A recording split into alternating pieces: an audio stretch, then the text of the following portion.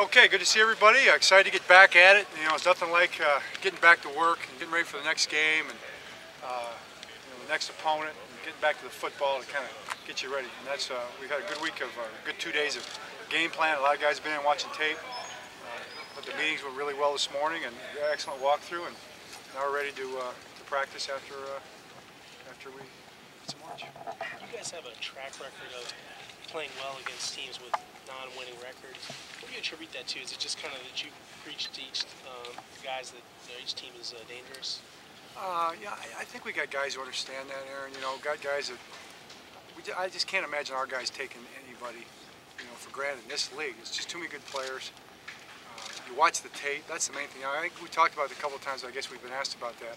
When you watch the tape, you see a good football team, and that's when you're in football, you recognize that.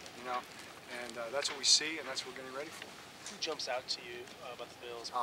They've got players all over the place. I love Jackson. I love Spiller's definitely a threat. Evans.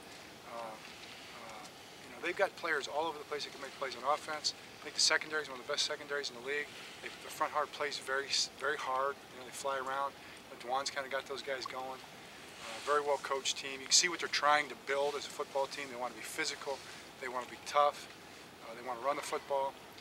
Fitzpatrick is, he's given the Ravens. If you look historically over the years, he's given the Ravens trouble, and that's the way he plays. He scrambles, he runs around. He's a tough guy. So that's what we're looking at.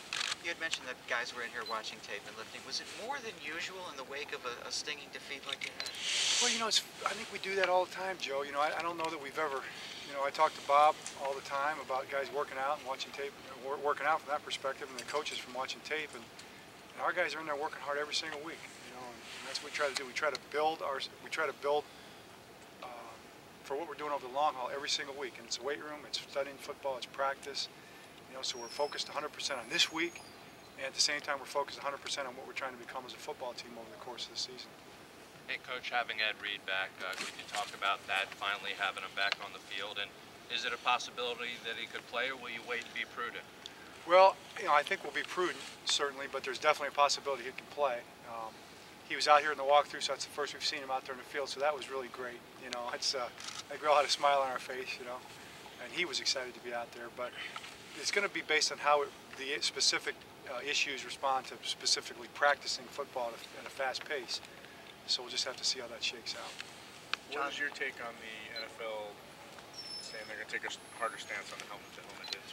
Well, it's always about enforcement, I think, and I think the NFL's been very clear with how they define, those type of situations to protect defenseless players that don't have a chance to, get their pads behind them and protect themselves.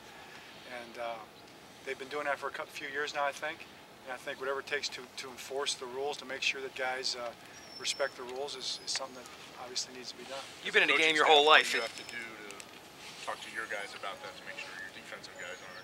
Well, we've worked really hard at that, and I think it's something that we've done a good job of as a team this year and even last year. And even a couple of the ones we got called on last year were ones that you could clearly tell were guys weren't trying to go to the helmet. Guys are trying to get down the strike zone. But if you look at our track record this year, not to say it couldn't happen to us, but I think our guys have really tried to get those hits in that area that aren't helmet to helmet on the defenseless guys. You and your family